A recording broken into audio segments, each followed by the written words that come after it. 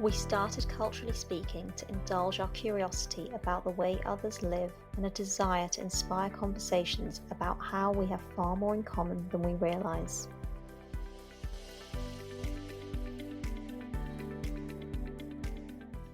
Hey everyone, welcome back. We are back for season 6. Gosh, it's been a moment, hasn't it, Janice? I feel like I don't even remember the last time we recorded anything. I think it's probably best that we frame this season in actually what we're talking about, because we've talked about a wide variety of things over the past couple of seasons, and we've really loved speaking with our guests, interacting with everybody. But we just actually thought it was nice to bring it back to something really personal to us and something that is intrinsically us, right? Yeah, and so this season is going to be all about being Asian, right from growing up all the way to, all the different life stages. And without further ado, I think let's go right back to the start. I think my earliest memory must have been when I was 3, probably. Actually, no, that's a lie. My first memory ever was when I was 2. And I remember this is when we first moved from the original flat that, my brother grew up in until I was born. And then my parents moved us to a different apartment. And it was those really old school Hong Kong flats where the door had a separate metal gate in front of it with, a sliding gate. And I remember being 2 years old, short as nothing, and having to really climb over to get into the front door. That is actually my first memory in life. And even my parents are astounded that I remember things from that age, but that was my first memory. I know, when I talk to people, they're like, oh, I don't remember anything until I went to school. I'm like, what are you talking about? I have memories from when I was 2.5. So I think you and I are the same. I do feel like I have a lot of, like you say, vivid, clear memories of certain things that happened in my childhood. And there is an aspect of how much of that is reinforced because people talk to you about certain things and how much of it is because you experienced it. But I definitely am the same as you in that I remember things from before, when I was what we would say nursery years, 2.5, 3, going to nursery. So yeah, I'm the same. It's funny though, the things that stick with us. Yeah, and nursery, right? The interesting point I'm going to tell you about now is that in Hong Kong, at least the one I went to, we didn't call it a nursery. We used the German word kindergarten. I have no idea why. It was not a German school. It's just what we call it. And as far as I remember, all my friends, they called their nurseries kindergartens. It's so weird, isn't it? It's how that must have spread, because as you say, former British colony, you'd expect it to follow the same as what we had here. I did go to something that was called a nursery, but I had friends who went to a kindergarten as well, even in the UK. And obviously we know in America it's very common to call it kindergarten. When I chatted to my friends here when I went to boarding school, and also my other European friends, I learned that in nursery, people just played. And I was like, what are you talking about? We had proper learning. We learned letters of the alphabet. We learned maths. Obviously, we learned Chinese because I grew up in Hong Kong. We did have fun stuff. I remember having, I think it was some random afternoon, maybe end of term or something. We had someone come in and show us how to make cookies and things like that. So it was a lot of fun, but there's definitely a heavy amount of learning, because by the time I went to primary school, I think I could do the multiplication table. And it's so interesting, right? Because obviously I went to school here in the UK, and my nursery experience, I did multiple years of nursery. I was one of the older children in the year. So I ended up doing multiple years before I went to full-time education. And our nurseries were half days, typically, normally. Same. You could go to full-day nurseries, if you went to an independent school and you wanted to.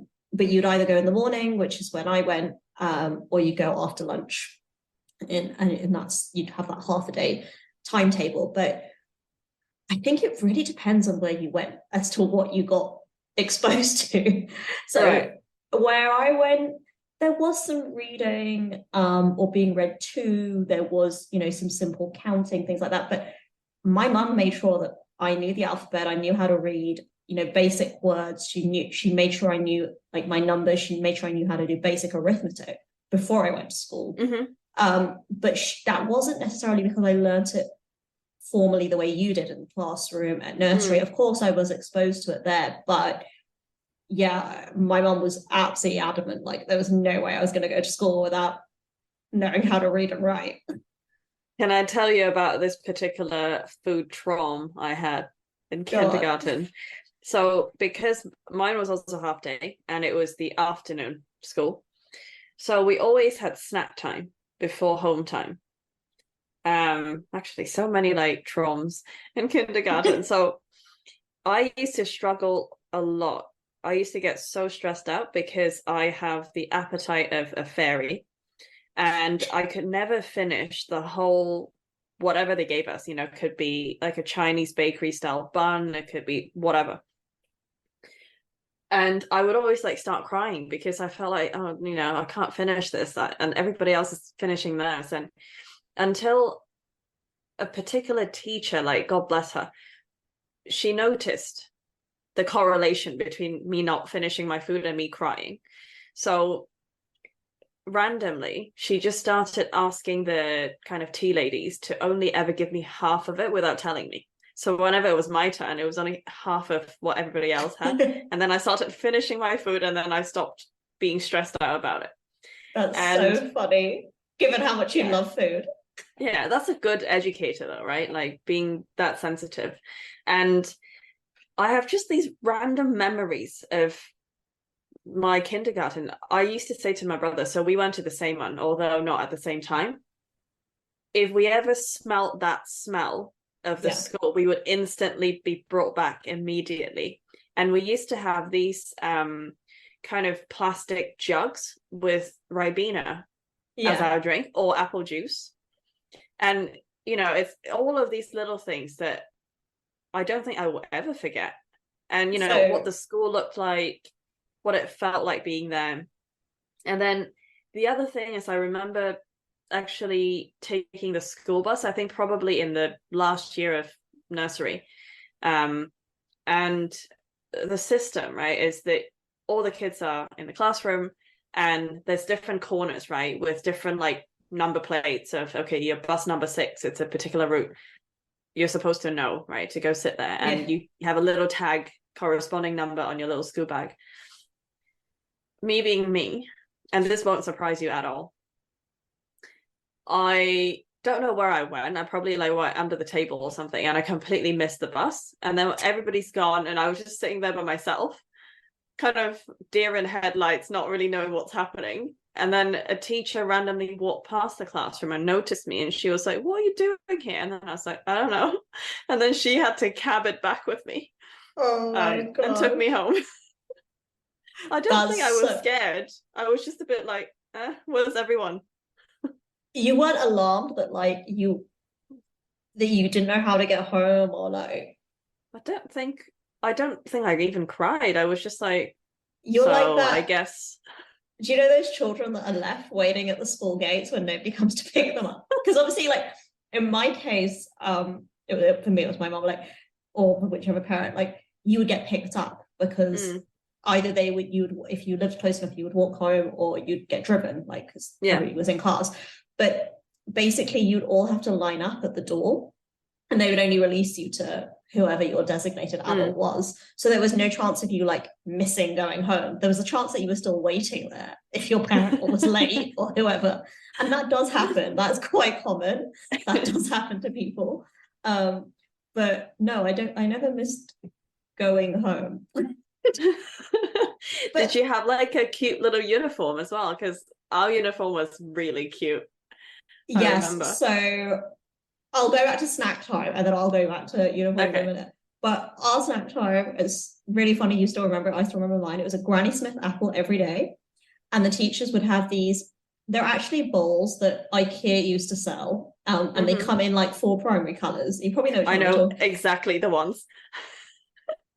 And so they were the large bowls, and the apples would be cut, and everybody would get a carton of milk, but I wouldn't get the milk because obviously I didn't drink dairy milk. Yeah. So I would just have the apple. And to this day, like when I eat a Granny Smith apple, it still reminds me of Miss Mooney, my primary school like nursery teacher. It was just, it was everything. But yes, we did have nursery. No, we didn't have uniforms. Our uniforms started when I went into full-time education. I know that some nurseries do. Obviously, my mum teaches and they have uniforms for their nursery children. They are hilariously adorable. I think there's nothing cuter than a child in a blazer. When they're wearing like the adult clothes on like miniature size, I just think is next level. We had bowler hats.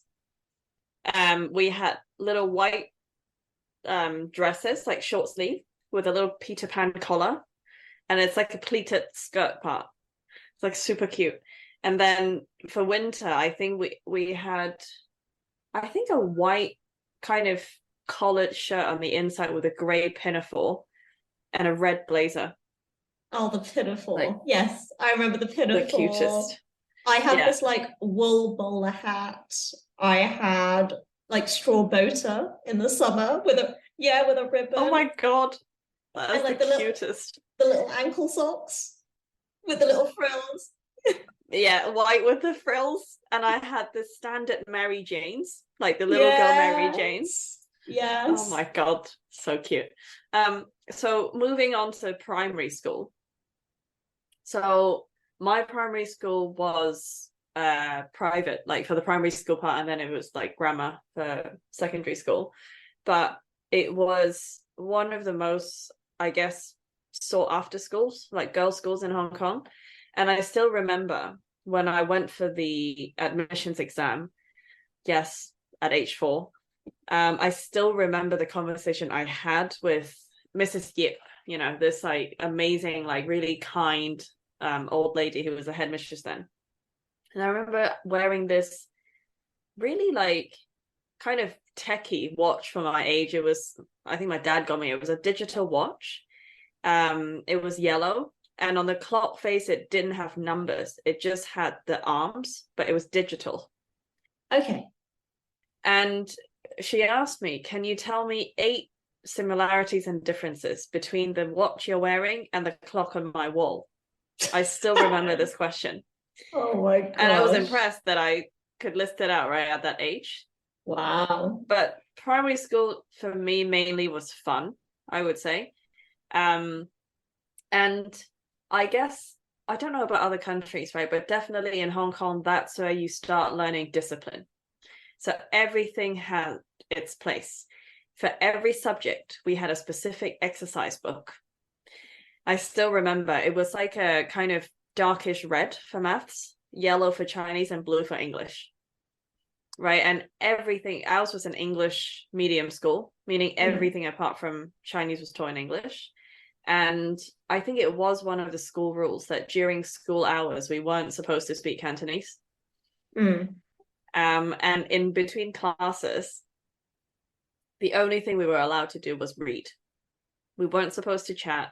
We were just supposed to sit quietly at our desks and read until the next teacher came. Yeah.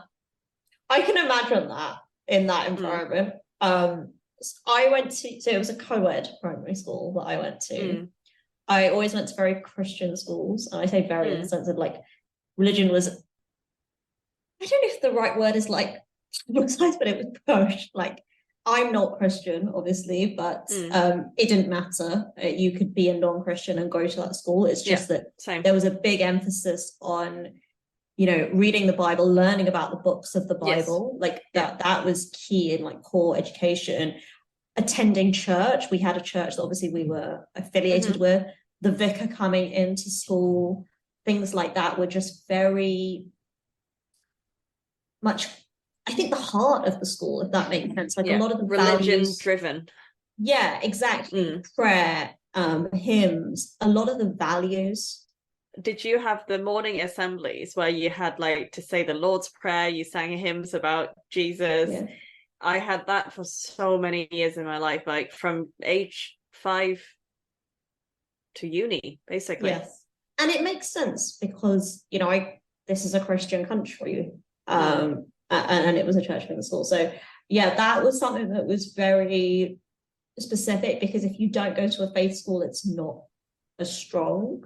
Never had that experience. Yeah, neither had I. It was just from being around friends who didn't go to the same school that I did. I remember primary school being, as you say, like discipline was instilled over time. I think it was more about the behaviors towards your teachers, but in particular that I remember being instilled, and towards each other in the classroom, like learning how to interact, how to do group work, things like that. Yeah. And I remember our books had to be really tidy. And you only graduated to using a pen when you got like the pen license. God. Yes. So okay, we didn't have like a pen license thing, but it was pencils for until probably year 5, I want to say. So you had to basically prove that you could write in pen to the teacher, and this like, otherwise you would stay in pencil. And it was kind of became one of those things of like, oh, you're still in pencil. Oh, I can write in pen. I can write in ink pen. So many memories are coming back. We had library lessons every week. So we used to have a library lesson. I don't know if it was every week. I don't think it was, but there was definitely library time every week, like designated time where you'd have to go to the library. We would be given this very long piece of cardboard paper. Not cardboard paper, sorry, just card paper, you know, thicker paper. And in art class, we would decorate it. We would put our name on it. It has to have our name, class, and our class number. And then we can decorate it however we want. And then came the task that all parents hated, taking us to get those laminated because they were such a weird shape. So only certain stationery shops did that for you. So what that was for, that's our library card. So for that entire year, whenever we had the library class, or we can go to the library, you know, during lunchtime, whenever, every time you took a book out, you stuck that card in. Yeah. So when you walk past, you can still see it sticking out, right? So it's like a placeholder. So that was the thing, like for the whole of primary school, that we would pour in all of our effort to make it look really nice, because it had to last the whole year. And library class is also where library lesson is when I learned about Carmen San Diego, because we started getting computers, and every week on rotation, we could spend like half an hour playing on the computer. And then as we got more computers, library lessons also consisted of typewriting class. I remember, so we also had library time like that, but there were like library monitors. That was like a role that you could be given in school. To have like some people are a prefect. Yes. Yeah, Were you ever one? No, I wasn't lame enough to be a library prefect. Come on, dude. The library monitor had to stay inside all the time. Like, I wanted to go out and play. But also the library monitor had the barcode scanner for when you took out books. I remember like it was quite sought after, like by some people. In high school, I did it because it was like one of my I'll talk about that in a minute, but it was one of our volunteering compulsory hours. So, but in primary school, no, like I wanted to be like out playing with everybody. So I'm going to now mention some book names. Go on. And let's play bingo. Nancy Drew. Oh, yes. Babysitter's Club. I didn't like that. Goosebumps. Of course. I remember like very British ones for us, and this was like younger primary school. Enid Blyton, all the Enid Blyton, like the Fab Five, Mallory Towers. Yes, Enid Blyton was my childhood. And then I moved on to Roald Dahl. Yes, I was about to say Roald Dahl was next for us. Yeah. Oh, lots. Did you have like the book fair that would come to school? Yes, we did. And did you have World Book Day where you have to dress up as a character? No, we had different festivals, right? Which I think we can cover in a whole separate episode. But for example, with Mid-Autumn Festival, which is kind of around autumn time, we would have lantern making Yeah. at school at some point. And one like really weird thing I suddenly remembered about my primary school. So we stayed in the same classroom throughout the day until year 5, and then we started, going off to different, the art department, whatever. But the hierarchy instilled in primary school was actually very, very strong, and that there were a lot of rules about it. So we had 2 kind of playgrounds apart from the field and the track area. One was called the middle garden, and actually it's like it's got a kind of roof, but it's completely outdoors, and it's got benches, lots of plants. And then we've got the back garden, which is not really a garden. It's where the monkey gym, slides, swings, everything is, as well as the tuck shop, which is my favorite place. So the middle garden was like sacred grounds. So you could only go into it on a Monday if you were in year 1, Tuesday in year 2, etc. But of course, if you were in year 6, who were the big sisters, you could go any day of the week. Free for all.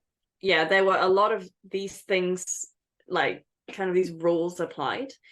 And we also had a big sister system. So every year 1 little girl got a year 6 big sister. And mine was also called Janice. What are the chances? I know. It's super weird. She was lovely. So what was your extracurricular life like? God. I feel like we're going to say the same thing, but basically I don't know why we call it extracurricular, because it might as well have just been a curricular thing. Yeah. Like, there is no optionality in this, okay? So you had to be a triple threat. And everyone is going to think, what the hell does that mean? But it basically means you have one educational focused extracurricular. You have one that is to do with music or the arts. And then you have one that is like sport orientated.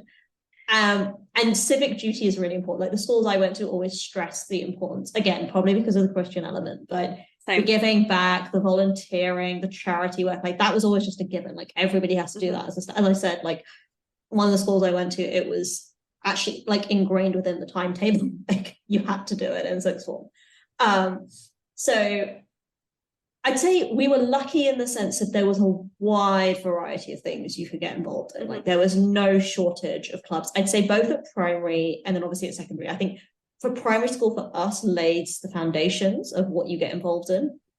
And then secondary school is where you continue it and you deepen like your skill, your knowledge, your experience, whatever.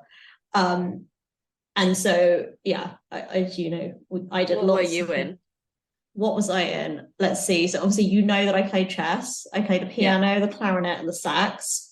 I did Duke of Edinburgh. So for everybody who's like not in the Commonwealth, that's basically an award, as it pretty much says in the title, run by, or it was set up by the Duke of Edinburgh. So then Prince Philip, obviously he's passed away now, but you have to, again, demonstrate a sport, a volunteering activity, and a hobby that is skill-based.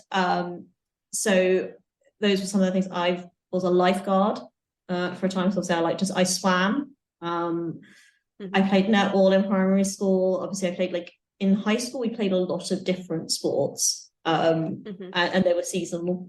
What else did I do? I'm sure I did other things. I sang, obviously, in choir, like many things, basically. You could probably tell. There was like debating society. There was, the list could go on. I'm listening to you and going like, check. Yeah, me too. Exactly. Because I think the whole music thing, don't get me wrong, I love the fact that I can play music. But my school was notorious for being very competitive, and they breed us to be very competitive. And so I competed in anything I did, which is an insane idea, like now looking back. So, piano, violin, recitals, duets, all of that. But I just wanted to call out a shared memory by many of us, the recorder. So I couldn't play the recorder. I was rubbish at it, which is ironic given I went on to play 2 wind instruments very well. Like, why? It's literally It just doesn't sound good. Yeah, but could you imagine when you were learning to play the violin? It probably did not sound good. I'm not gonna lie. Like, that's the worst instrument. But the difference is you could become good at violin, whereas the recorder never sounds good. And I don't know. And it's just such a, like, sorry, I do understand why, you know, it is a very cheap instrument that everybody could buy one, right? And that could be your starter instrument. But I used to find it so gross that inevitably you've just got a lot of, you know, things that come out from your mouth and through the recorder, and then you have to wipe.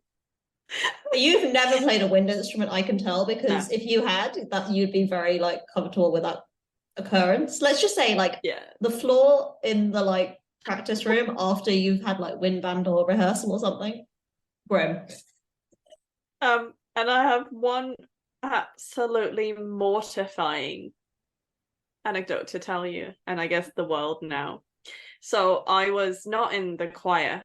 I wasn't particularly interested in singing, although every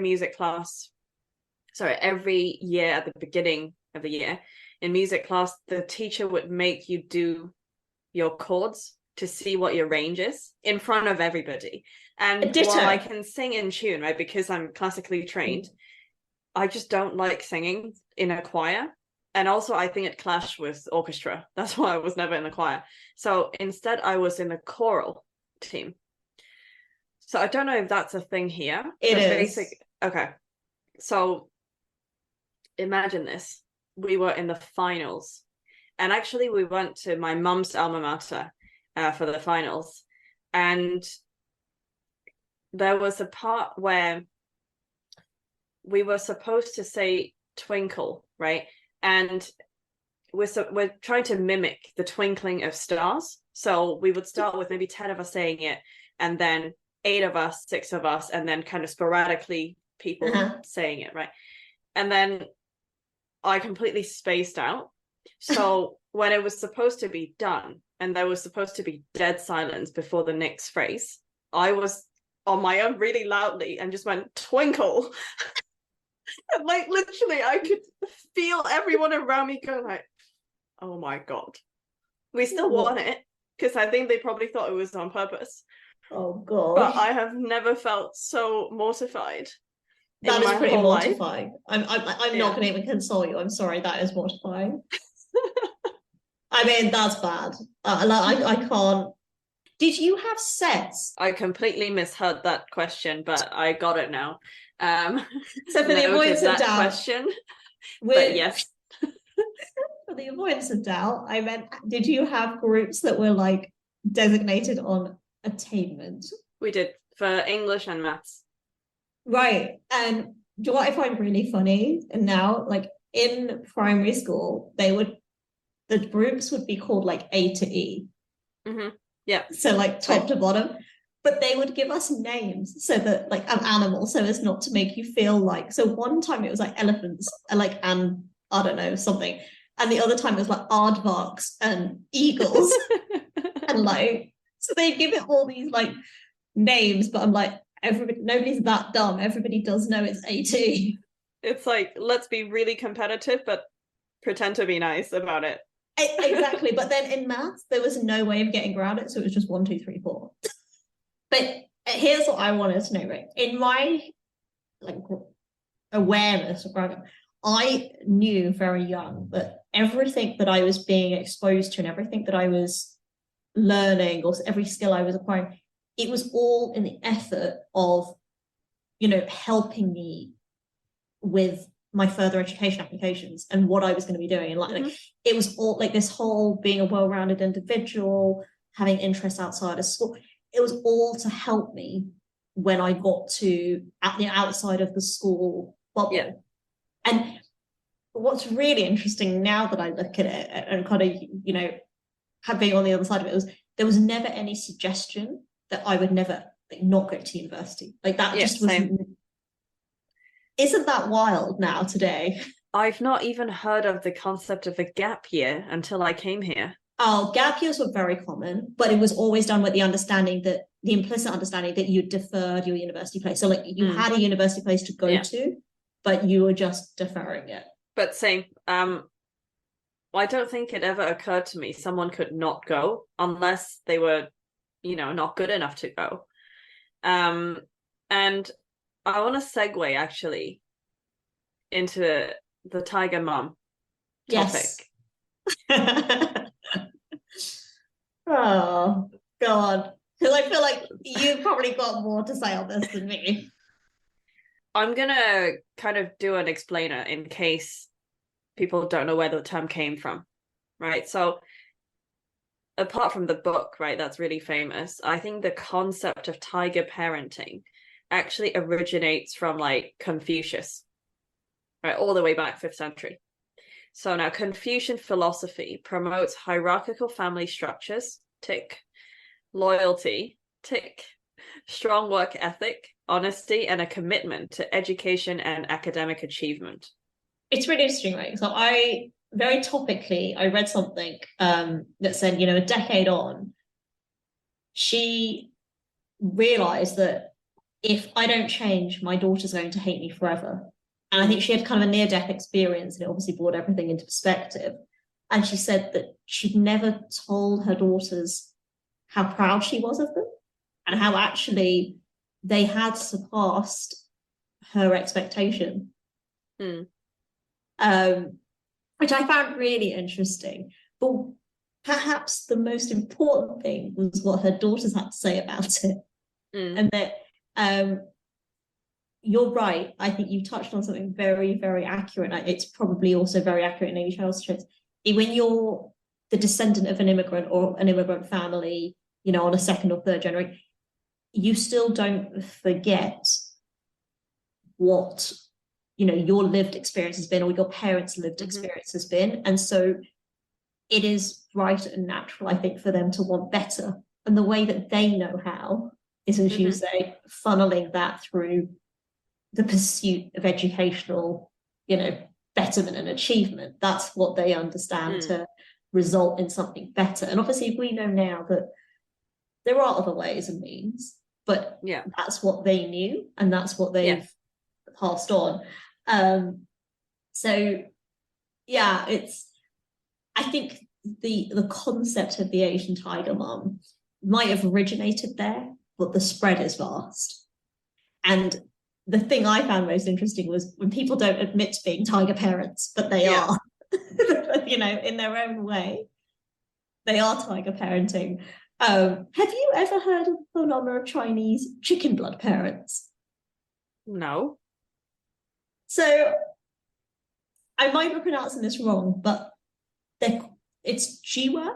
So like, do you know the Chinese practice of infusing blood into chicken blood into somebody to make them okay, I'm going to read it to you. So okay, these are Chinese jiwa or chicken parents who are known for attentive, some say obsessive parenting styles. The term is used to describe aggressive helicopter parenting, comes from an unproven Chinese medicine treatment dating back to the 1950s, in which a person is injected with fresh chicken blood to stimulate energy. You've never heard of this? There's an NPR article, but basically it's saying that it's the evolution of tiger parenting. It's now another way of parenting that's hyper competitive, and it taps into things like tutoring and private education, which is $1 billion industry. And again, it's in the pursuit of making sure they go to the best schools and can pass those entrance exams and they get degrees and they have betterment and fulfillment in their lives. But it's becoming, it's not only just a job in itself, but it's managing a child's timetable to within an inch of its life. I have honestly never heard of this term, and if only you could explain my face. Okay, now I know what jiwa is in like Chinese text. It's chicken, like child. Oh. I have literally never heard of this. I'm glad I've never heard of this. It's very interesting, and we don't really have time to go into it today, but there's a school here in London where children are not given a timetable and they are told that they can pick and choose how they want to do their time. And actually the idea is that instills their own motivation to want to go and learn, and they turn up to classes rather than sitting around doing whatever they want. And how much of that is pack mentality because, you know, one does it, others do it, the rest follow, and how much of it's because you want to be there. But basically it's saying that, look, we aren't going to force you to do anything. You have to turn up and want to be here. So yeah, that's the other side of the coin, isn't it? I don't know that experience because I've never had it. I've had a very, as you have, very regimented, very structured approach to learning. It's interesting what you say about that invisible thread. And I remember reading years ago, you know, when you got a report card or your end of year results came out at school, and you might have got 9 A's, but there was 1 A minus, and somebody chooses to focus on the A minus, not the 9 A's. Yeah. Because, you know, when you said it was crazy, you did 13 GCSEs, right? Although that's normal, right? I think it's normal for people to do 3 A levels here. I did 6. Yes, exactly the same. Right, why? And I got 5 A's and a B, and that was like literally a dirty stain on the carpet of my life. And the last thing I want to say is I want to point people to, you can probably find it on YouTube.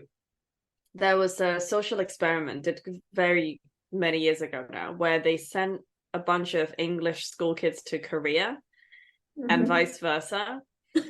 And I've got to say, right, this tiger education system has its perks. 100%. It did prove, right, that you would do better academically. Well, I'll go one better. A friend of mine at school, I'm sure she wouldn't mind me saying, she's fun. She's very successful. She's a lovely girl. Fantastic. Does, you know, very well in her career. She came from South Korea to the UK.